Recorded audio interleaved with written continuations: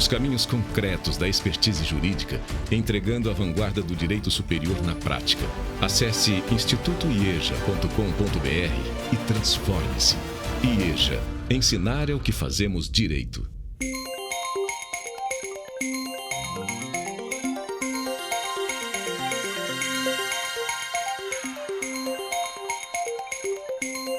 Olá, muito prazer de poder participar desse curso do IEJA sobre direito eleitoral, ao lado de grandes nomes do direito eleitoral, da ciência eleitoral, hoje um ramo muito forte do direito, de modo que o IEJA está de parabéns com essa iniciativa e eu me sinto honrado de poder participar com professores tão renomados de um curso de ponta como esse.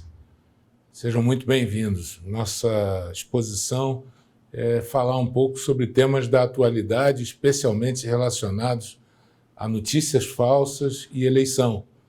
Esse é o nosso temário geral. E dentro disso aí, nós vamos ver um pouco da jurisprudência, tanto no período eleitoral como no período não eleitoral, entender um pouco os direitos fundamentais em torno desse assunto, entender um pouco do aspecto constitucional quando envolve o confronto entre direitos fundamentais da mesma natureza ou da mesma índole. Então, nós vamos ter aí um traçado muito interessante para conversar sobre esse tema. Eu quero começar com vocês lembrando duas frases que são muito marcantes para o tema que nós vamos abordar. A primeira é do Bobbio, quando ele fala que a história é um labirinto e acreditamos saber que existe uma saída, mas não sabemos onde ela está. Não havendo ninguém do lado de fora que nos possa indicá-la, devemos procurá-la nós mesmos. O que o labirinto ensina não é onde está a saída, mas quais são os caminhos que não levam a lugar algum. Essa primeira reflexão é sobre o tema que nós vamos falar agora. Nós vamos trocar essa ideia, refletir um pouco exatamente sobre as saídas, os caminhos que podem nos guiar para uma solução adequada no momento de tanta incerteza. E a outra reflexão é do professor Eduardo Lourenço, de Portugal, falando sobre as novas tecnologias. Naquela ocasião, ele tratou da televisão. Ele disse, olha, a televisão existe e não é em si um novo império do mal. Não é útil nem fácil distinguir nela uma boa ou má televisão. Quais os critérios? Como cada um de nós tem um gosto, como definir o que é bom e o que é ruim? E aí ele propõe, olha, o nosso desafio é viver a televisão como a nossa capacidade de discernimento, a essência da nossa liberdade, que não criou a TV, e agora eu digo que não criou a internet, ou não criou nenhuma dessas novas ferramentas tecnológicas para que ela nos devore. Não é? Então, essas duas reflexões vão trilhar o nosso caminho ao longo dessa exposição. E a outra reflexão que eu quero fazer com vocês, também de início, uma brevíssima introdução, é sobre esse experimento. Já que nós vamos falar um pouquinho de rede social, vamos falar um pouquinho de comportamentos planificados em massa nas redes sociais, na internet, eu lembrei desse experimento. Tem até uma série, se não me falha a memória, no Netflix, que trata desses experimentos do início da década de 50. Esse grupo de Asch, que eles chamam, fala desse experimento de conformidade. E uma dessas experiências, ele reúne um grupo completamente disforme entre si e pergunta para esse grupo qual é uma linha padrão. E ali apresenta a linha padrão na cena, né? Nós estamos conseguindo exibir o PowerPoint? Pois bem. E aí, cada um dos primeiros coloca uma linha padrão completamente diferente. A de número 1 ou a de número 3, e aquele efeito manada logo segue. Está na cara que a linha padrão é a de número 2, mas o efeito manada funcionava nesses experimentos e o que ele chama de poder de conformidade nos grupos, que hoje se vê com muita nitidez na questão da internet, nas redes sociais. Também é uma segunda reflexão que eu gostaria de ter com vocês. Pois bem, vamos nessa linha, antes de falar propriamente da questão das notícias falsas e a sua inserção no direito eleitoral, na questão da democracia, eu vou voltar um pouquinho, dar um passo atrás, como se nós estivéssemos vendo um filme sobre os direitos da personalidade com a sua conexão com essa revolução tecnológica que nós estamos vivendo. Então eu vou fazer um pouquinho, um salto aqui, um exercício de imaginação para a gente poder chegar no momento atual e falar um pouquinho de notícias falsas, do efeito manada dessas notícias falsas e qual o impacto disso no processo eleitoral. Pois bem, nesse pequeno filmete imaginário que nós vamos tratar agora, eu vou voltar um pouquinho para a Grécia ou Roma Antiga, principalmente aquele texto de Sófocles, né, famoso, Antígona, onde ela quebra todas as regras com a força da mulher, né, para evitar que o irmão Polinice ficasse insepulto. O que isso tem de direito da personalidade? O direito a um enterro, a um sepultamento, porque na Grécia e na Roma o corpo ficar insepulto significava que ele era condenado pelos deuses a sofrer pela eternidade. Então ela queria, por força, e foi contra o decreto do imperador para enterrar o seu irmão. É uma linha, um traço dos direitos da personalidade que eu vou juntar, que eu vou unir num salto para um grande momento da humanidade, que foi a prensa do Gutenberg, né? Onde ele também, aí inovando, ele trazendo naquele momento, em 1440, um sopro de tecnologia, permite que aquilo que se fazia copiando, as Bíblias eram copiadas, né? Os textos eram copistas que faziam, claro, com toda a variação que isso gerava, ele cria a prensa e, em fração de horas, ele passa a distribuir os textos pelo mundo inteiro, criando aí uma grande revolução tecnológica que vai desaguar lá na Idade Média, quando, num primeiro momento, se faz um retrocesso, o homem voltado para a propriedade, para a exclusiva propriedade privada, e depois se redescobre com o Renascimento no século XVI, e aí vem o humanismo, o homocentrismo, que também vai para mais um salto nesse filmete dos direitos da personalidade, até as duas grandes revoluções que marcaram a nossa humanidade. A primeira delas, a independência americana, em 1776, onde se crava ali a bandeira da liberdade, né?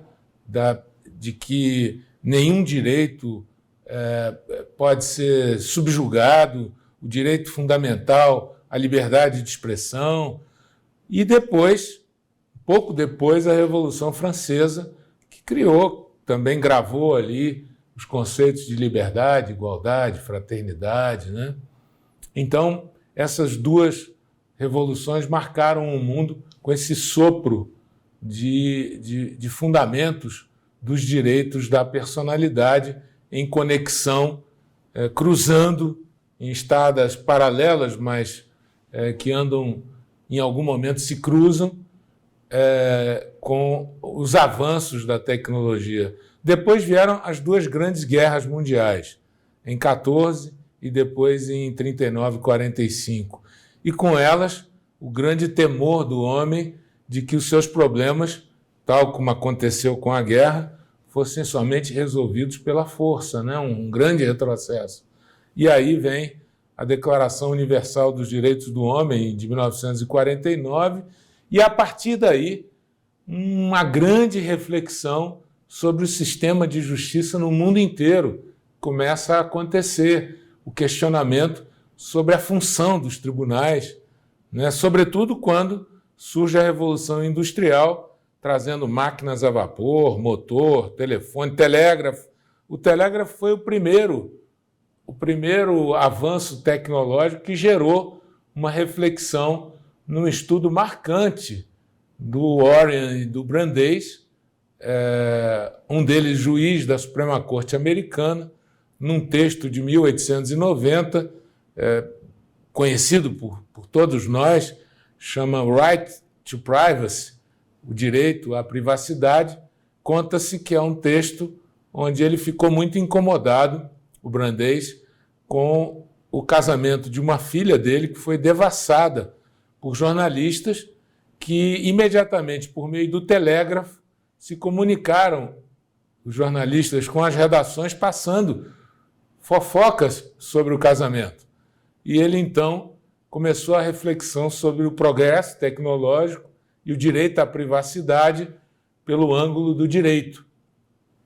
Depois vieram vários casos da Corte Constitucional Alemã, a partir da criação das Cortes Constitucionais Europeias, né? Porque até então o sistema era um sistema muito semelhante ao americano, né? Com uma corte, o modelo americano tomou conta, mas o sistema constitucional mundial, a partir de Kelsen, né?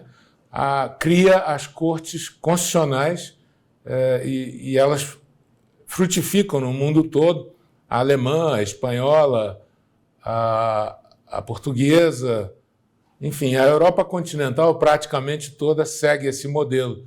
E a primeira, a Corte Constitucional Alemã, que é de 1951, logo no pós-guerra, tem uma participação fundamental nos conceitos de dignidade da pessoa humana, elevando esse conceito a um bem absoluto, né? Alguns desses casos, eu não tenho tempo para mencionar, para não cansá-los, alguns desses casos foram muito famosos.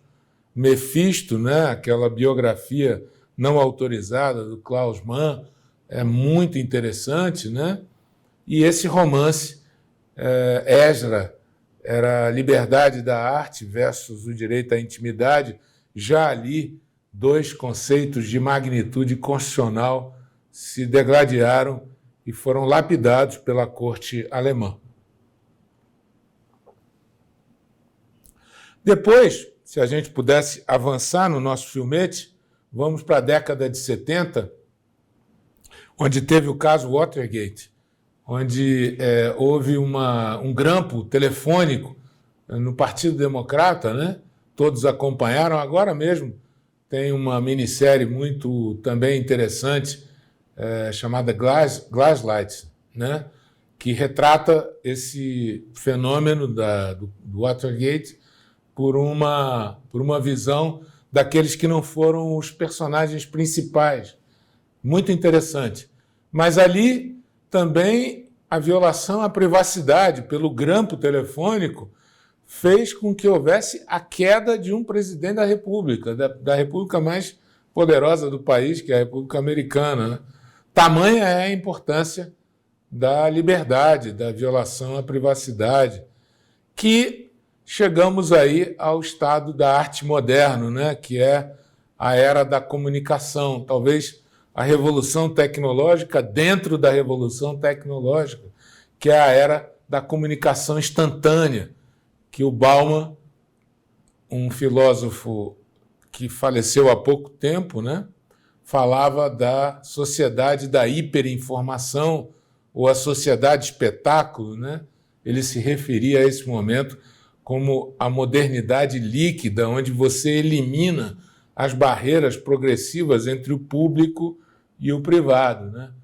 Então, esse é o momento que nós estamos atualmente com as redes sociais, e é dentro dessas inovações que nós chamamos disruptivas, né?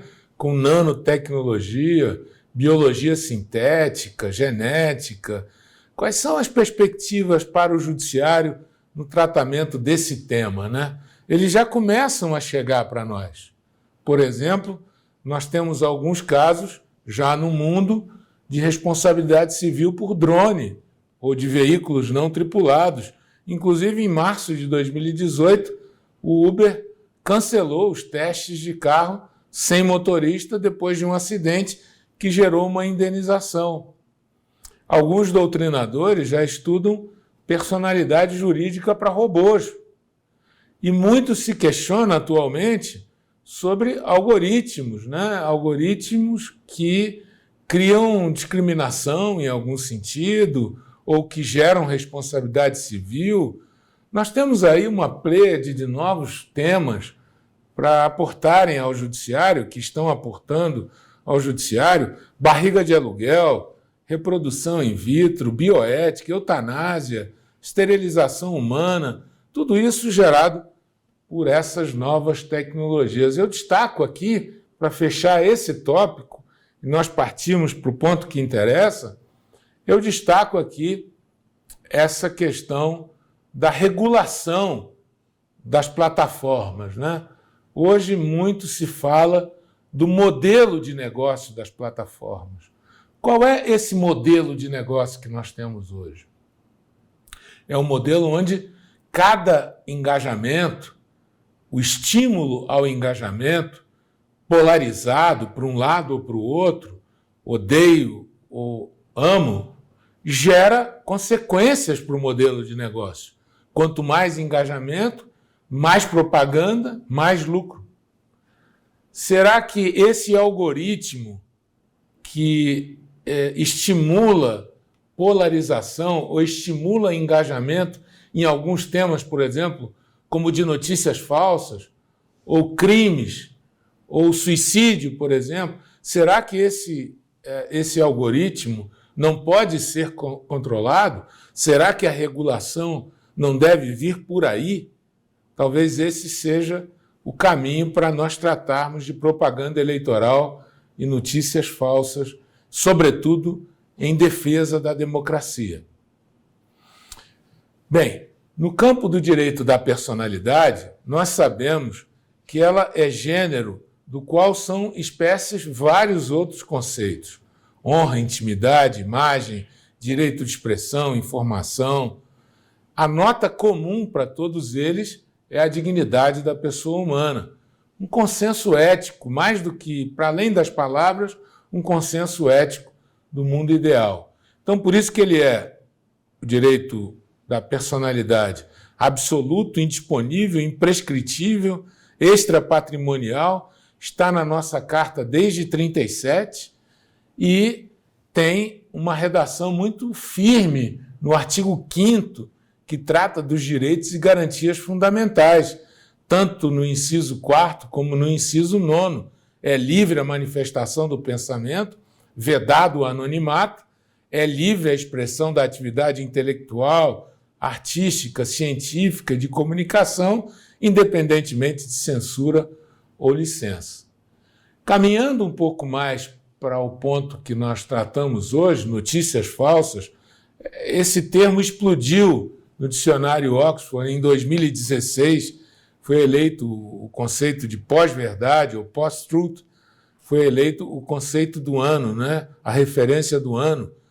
E aqui esse conceito de fake news, que muitos reputam ser a melhor tradução, desinformação, e eu creio que são notícias fraudulentas, a melhor forma de conceituá-los, porque a força da linguagem aí é grande no sentido de dizer que não se trata apenas de uma mera desinformação, mas sim, efetivamente, notícias que são fraudadas para desviar a atenção do eleitor para o ponto que não importa ou para conduzi-lo a uma postura que não interessa à democracia.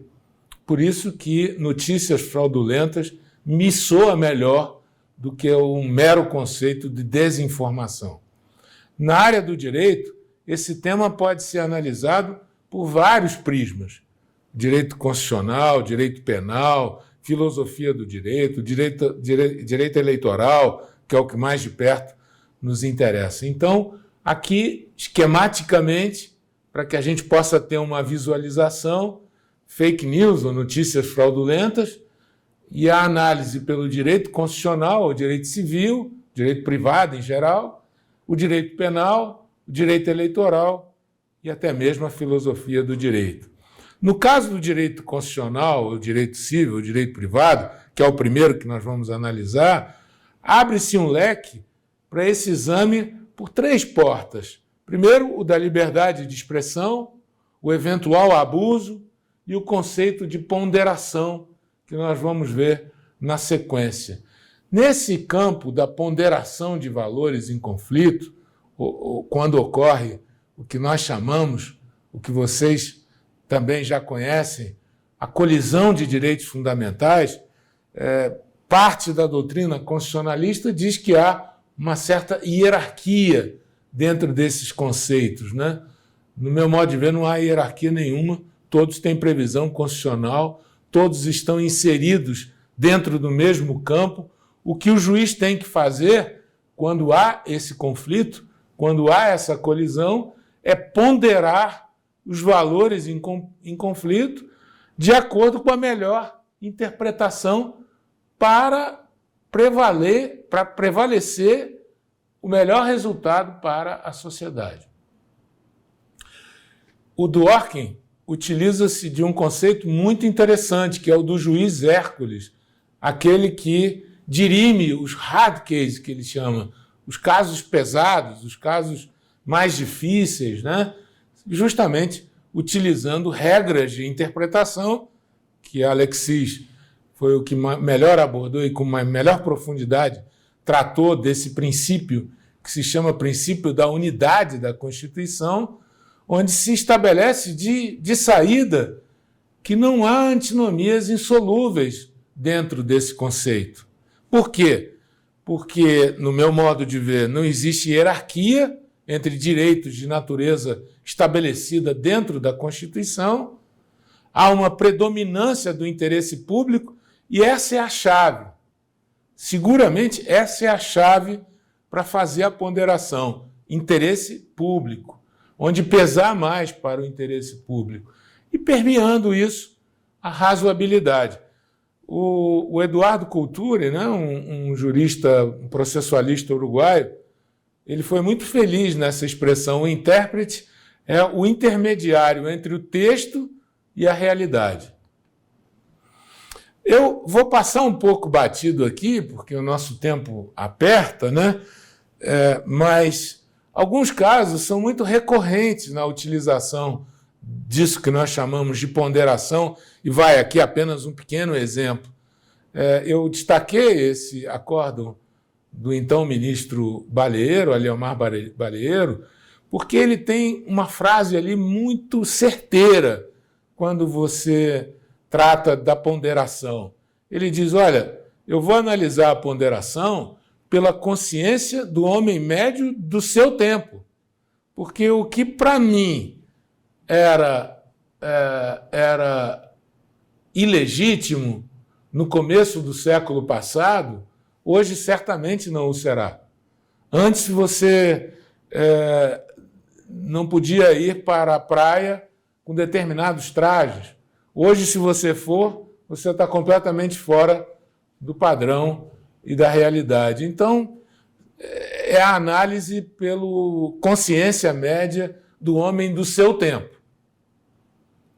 Por isso que, a partir daí, a jurisprudência, e ali eu coloquei em linhas gerais, a jurisprudência foi criando diferenças entre notícia e crítica, traçou, desde o caso New York Times, lá nos Estados Unidos, julgado pela Corte Suprema, e aqui para nós também, o conceito de actual malice, ou malice, né? como se dá ênfase na pronúncia, essa consciência da informação falsa ela não é exigida no direito brasileiro para a responsabilidade da mídia.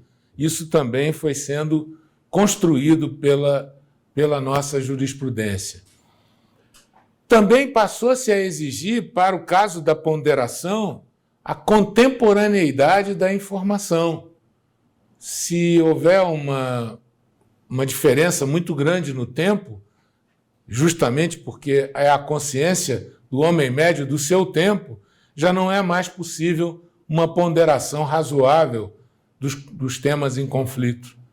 Também separar bem, na hora que o julgador, na hora que o juiz fizer essa ponderação, ele tem que levar em conta esferas pública, íntima e privada. E no caso de fotografia, de imagem especificamente falando, se houver proveito econômico da imagem da pessoa, também aí sempre haverá o direito à indenização, porque gera daí o proveito econômico.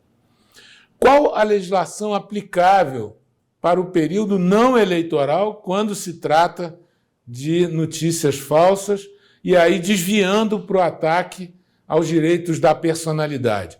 Regra básica é o do Código Civil, no artigo 20, onde se diz: salvo se autorizadas ou se necessárias à administração da justiça ou à manutenção da ordem pública, a divulgação de escritos, transmissão da palavra, ou a publicação, a exposição ou a utilização da imagem de uma pessoa poderão ser proibidas a requerimento e sem prejuízo da indenização que couber, se lhe atingirem a honra,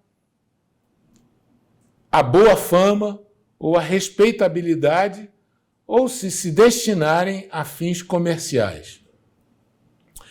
A Lei 13.188 tratou do direito de resposta. Pela redação do artigo 20 do Código Civil, logo que ele veio à baila, houve uma discussão muito grande se haveria um retrocesso na jurisprudência do Supremo que vedava, como ainda veda, o que se chama em doutrina de censura prévia, ou seja, a proibição da publicação, porque pela redação do dispositivo dá ou se permite entender que o juiz pode, inclusive, proibir a publicação ou a veiculação de uma determinada notícia ou programa. Essa censura prévia, nem por liminar, nem por decisão judicial, ela é possível. O que pode acontecer é a posterior indenização ou responsabilização, inclusive pelos aspectos penais, mas a vedação prévia, a censura prévia, isso a nossa jurisprudência já proibiu. Inclusive o direito de resposta está assegurado, mas a proibição prévia não. Também a partir do Marco Civil da Internet, transbordando aí o que nós estamos falando para a internet, ou melhor, transpassando o que nós estamos falando para a internet, veio o Marco Civil, em 2014, onde ali, reafirmada a regra da responsabilidade civil subjetiva, exigindo-se ordem judicial específica para a retirada de conteúdo. A exceção à ordem judicial fica por conta de conteúdos violadores da intimidade, divulgados sem autorização, passa por uma espécie de autorregulação a partir de uma reclamação ou de uma ponderação feita pelo interessado. Também casos de violação de direitos autorais ou de incidência de crimes praticados na rede social ou praticados na internet, também a plataforma pode determinar a retirada, independente da determinação judicial. Tem alguns pontos que a jurisprudência ainda hesita, embora já aponte para um determinado caminho.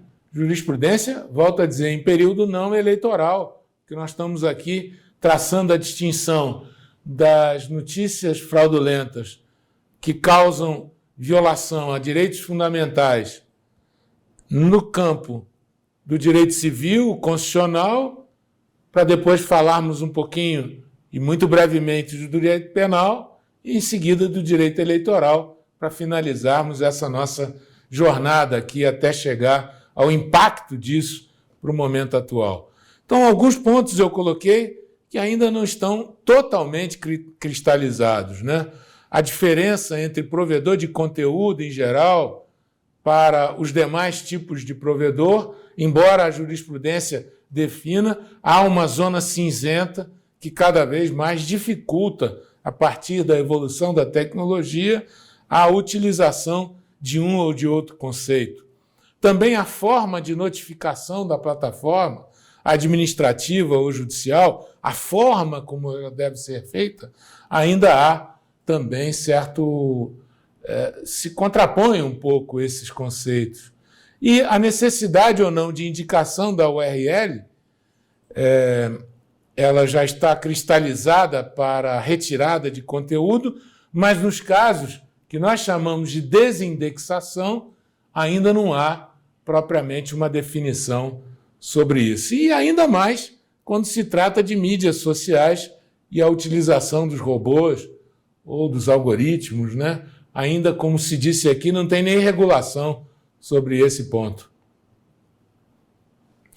Aí eu fui destacando, ao longo do período que nós já tivemos de utilização da tecnologia, da internet, para o efeito de ações indenizatórias, sobretudo na experiência que eu tenho no direito privado, no Superior Tribunal de Justiça.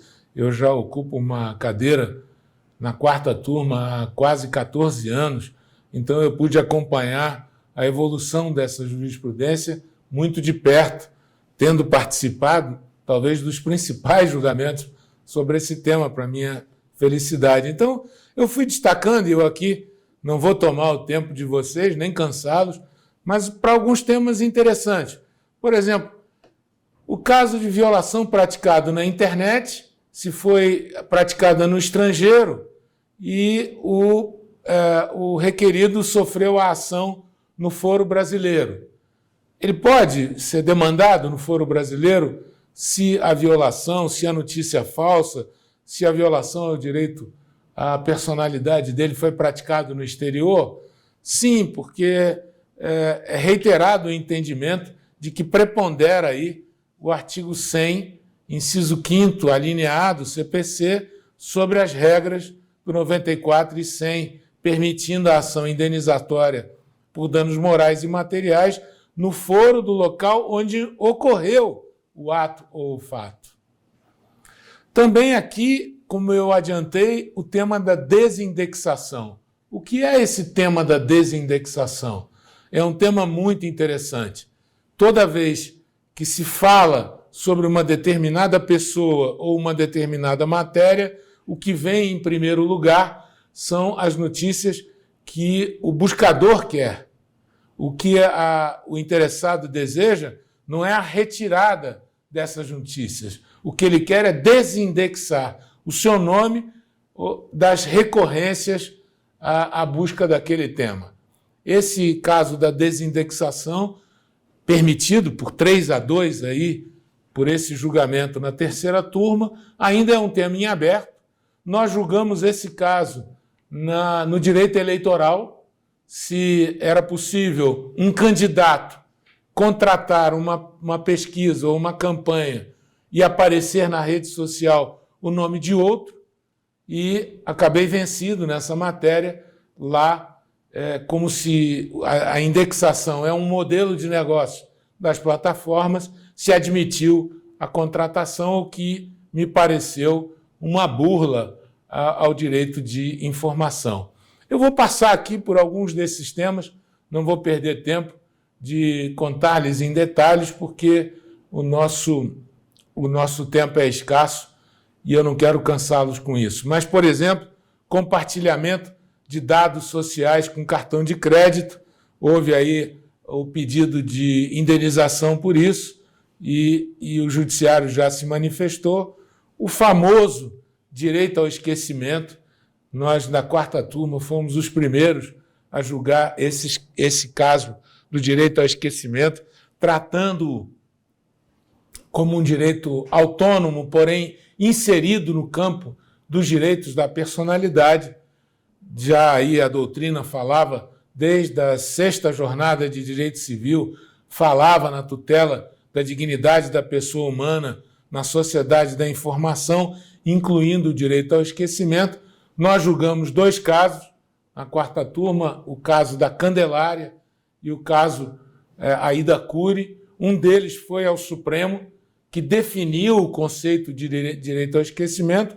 O caso retornou para a quarta turma, nós tornamos a julgar na linha do precedente do Supremo, mantendo a indenização com base nesse direito ao esquecimento, e agora o tema está entregue novamente ao Supremo Tribunal Federal. Há também direito ao esquecimento para matéria penal. Algumas dessas questões, muitas envolvendo folhas de antecedentes, são tratadas nesses precedentes que eu mencionei. Também um caso que ficou muito famoso foi o do direito à paródia, né?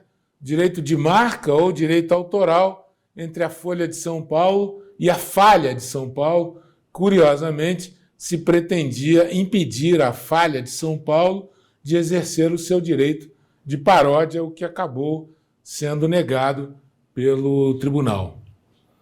Também um outro tema que acontece com muita frequência, o sexting e o cyberbullying, né? Definir esses dois conceitos que, com base no avanço da tecnologia, causam violação aos direitos fundamentais. Nós julgamos esses casos, mantivemos a indenização, fixamos esse conceito. Também a responsabilidade do provedor de internet que albergava uma rede social, aqui no caso era o Orkut, né? Onde se ofertou ali uma aula pirateada, e ali, nesse caso, que foi um leading case da 2ª sessão, nós definimos que a responsabilidade civil do administrador da rede social, ele não poderia ultrapassar o limite, já que ele não pode cercear a liberdade de informação e de expressão, não poderia ultrapassar o limite básico de controle, então não se gera responsabilidade. Nós analisamos esse caso pelo ângulo da responsabilidade contributiva e da responsabilidade vicária, e o chamado fair use, que foi a base desse julgamento. Spam, se cabe dano moral por spam, falso anúncio erótico envolvendo determinada pessoa na internet, se haveria responsabilidade de quem o insere, também julgamos. Responsabilidade dos sites que fazem mediação de negócios, tipo o Mercado Livre, também julgamos já. E aí, o caso de notícias falsas para o âmbito do direito penal. Entra aí outro tipo de conceito: tipicidade, autoria, nexo de culpabilidade. Nessas hipóteses, o sancionamento previsto na lei para o caso da violação ao direito penal. E qual é o papel da Justiça Eleitoral no combate à desinformação ou no combate às notícias fraudulentas? Já me encaminhando para o final, eu digo aqui, nessas hipóteses, primeiro que nós temos que fazer é verificar a legislação aplicável ao período de eleições. Nesse campo, nós manejamos ali, e eu tive a oportunidade de atuar como corregedor da Justiça Eleitoral no TSE, um corregedor nacional da Justiça Eleitoral, e eu via com muita frequência o manejo da tutela de urgência prevista no artigo 300 do CPC para medidas de emergência, com base no Marco Civil da Internet, com base na Lei Geral de Proteção de Dados, com base na Lei Complementar 64, que trata da inelegibilidade, e no artigo 22, inciso 14º, dispõe que pode qualquer candidato, partido político, coligação, Ministério Público, representar a Justiça Eleitoral ao corregedor geral ou regional os fatos e provas de abuso, indícios e circunstâncias e pedir a abertura da investigação judicial, uso indevido, desvio ou poder do abuso econômico ou poder de autoridade ou utilização indevida de veículos ou meios de comunicação em benefício de qualquer candidato. Se for acolhida essa representação, depois de utilizado todo o processo do devido processo legal, se ela for julgada procedente, isso acarreta inelegibilidade e cassação de mandato. No Código Eleitoral também, que é, como nós sabemos, um código antigo, mas foi alterado por uma lei de 2021, de agosto de 2021, onde tem dois temas muito interessantes trazidos por essa Lei 14.192. O primeiro introduziu-se no Código Eleitoral a vedação à propaganda que deprecia a condição de mulher ou estimule sua discriminação em razão do sexo feminino ou em relação à sua cor, raça ou etnia. Também essa mesma Lei 14.192 acrescentou e modificou importantes dispositivos envolvendo crimes eleitorais pela disseminação de notícias falsas. Repara bem, o artigo 323 diz o seguinte, do Código Eleitoral: divulgar na propaganda eleitoral ou durante período de campanha eleitoral fatos que sabe inverídicos em relação a partidos ou a candidatos e capazes de exercer ou influenciar perante o eleitorado. A pena é de detenção de 2 meses a 1 ano ou pagamento de dias multa. Aumenta-se essa pena se o delito é de 1/3 até a metade, se o delito é cometido por meio da imprensa, rádio ou televisão, ou por meio da internet ou de rede social, ou é transmitido em tempo real, ou envolve menosprezo ou discriminação à condição de mulher ou à sua cor, raça ou etnia. Vejam que o instrumental nós temos. Também para o período eleitoral, o combate às notícias fraudulentas vem com a Lei das Eleições, nos artigos 33 e seguintes. Como eu disse, cassação é o que representa. A propaganda na internet está disciplinada pela Lei 13.488. E também as resoluções do TSE. A resolução 23.608 trata das representações e reclamações e pedidos de resposta previstos na Lei 9.504, de 97. E, guardem esse número, a resolução 23.610 dispõe sobre a prática de propaganda eleitoral com um destaque, porque ela foi modificada para inserir ali a vedação de disseminação de notícias falsas com base num caso que julgamos e ficou muito rumoroso, que foi o caso Francisquini, do Paraná, onde se cassou o mandato do deputado justamente por divulgação de notícias falsas sobre a urna eletrônica. Então, a partir dali, o TSE modificou a sua resolução para inserir essa vedação. No campo da justiça eleitoral, para encerrar, nós temos a atuação administrativa, normativa e jurisdicional. No caso da justiça eleitoral administrativa, são campanhas, treinamento, cooperação contra as notícias falsas. Eu trouxe aqui alguns exemplos. Quem não se recordou dessa fato e boato, que a Justiça Eleitoral, essa campanha Fake News Não, que nós desenvolvemos no TSE, e ainda hoje elas são realizadas nas mídias convencionais. Na dúvida, não compartilhe, nem toda notícia é o que parece. Também a atividade normativa com as resoluções, uma delas acabei de mencionar, e com a divulgação dos precedentes. E essa desinformação na propaganda eleitoral, que é o artigo 9º. No caso da atividade jurisdicional,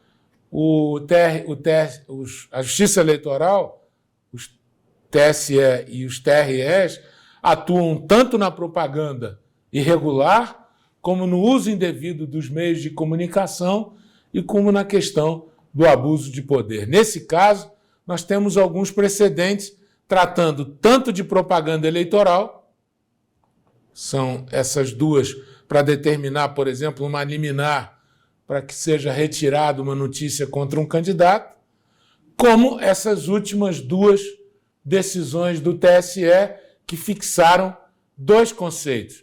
Quando nós julgamos as ações de investigação judicial eleitoral, que afastou-se a cassação da última chapa presidencial, mas ali se assentou uma tese de que o uso de aplicações digitais, de mensagens instantâneas, para promover disparos em massa, contendo desinformação e inverdades em benefício de candidatos e em prejuízo de adversários, pode ensejar cassação do registro ou diploma e inelegibilidade por 8 anos com fundamento em abuso do poder econômico e uso indevido dos meios de comunicação social na forma do artigo 22 da Lei Complementar 64. Essa decisão, como todos nós acompanhamos, foi recentemente ratificada pelo Supremo Tribunal Federal, de modo que agora já não há mais dúvida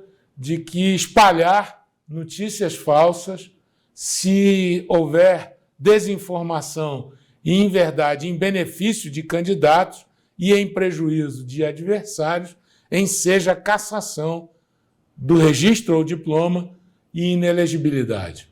E a outra, como eu mencionei, foi esse RO 0603-975, onde também se asseverou que ataques infundados ao sistema eletrônico de votação e à democracia, inclusive pela internet e pelas redes sociais, em benefício de candidato, também podem implicar cassação e inelegibilidade com base em abuso de poder e uso indevido dos meios de comunicação social.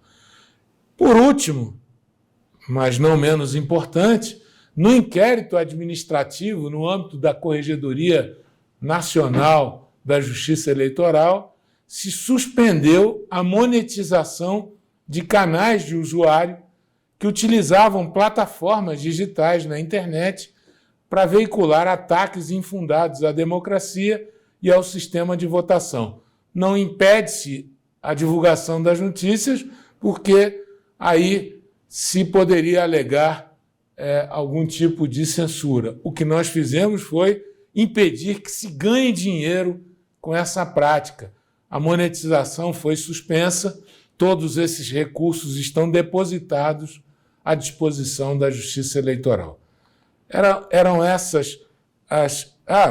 tem também a lei das fake news, né, que está em tramitação, o projeto de lei 2630, que está em tramitação no Parlamento, que eu acho que aí sim é o cenário ideal para se debater essas nuances e as ferramentas no combate à desinformação.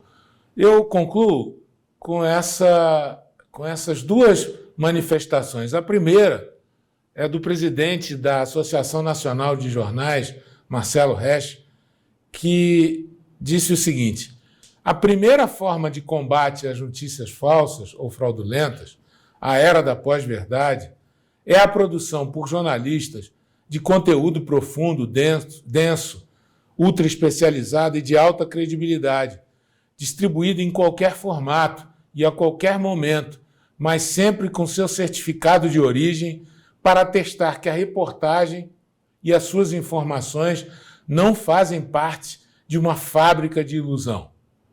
Também esse sistema de fact-checking que alguns grupos de mídia, a sociedade civil em geral, criaram, é uma grande e proveitosa campanha.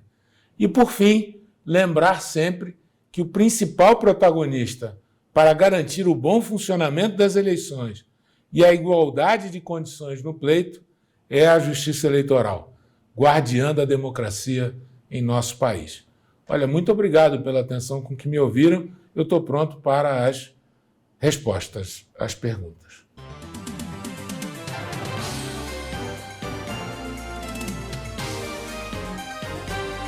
Excelente pergunta. Olha, a pré-campanha, ela ainda não abriu, no âmbito da pré-campanha, toda a incidência da regra das disposições eleitorais, porque ela é feita com base em um sistema onde ainda não há candidatos. Tem regras muito específicas para a pré-campanha e foi objeto já de nosso exame nesse curso, cujo conteúdo, volto a dizer, está espetacular, porque nós temos aí regime jurídico da pré-campanha, que o meu xará Luiz Felipe abordou hoje, logo na abertura, seguramente ele tratou desse tema. Depois o ministro Henrique Neves, que tem uma larga experiência na matéria eleitoral, falou de propaganda antecipada, o que é permitido, o que não é. Nós tivemos aí o exame também das contas, né? São pontos que se interconectam, e, nesse caso, as regras para a propaganda, para a pré-propaganda eleitoral, elas são as mesmas que incidem tanto para a utilização do pré-candidato em rádio e TV, como para o ambiente virtual. Não há nenhuma mudança nesse sistema. Então, de modo que aí as regras e a base é a mesma do que já foi exposto aqui.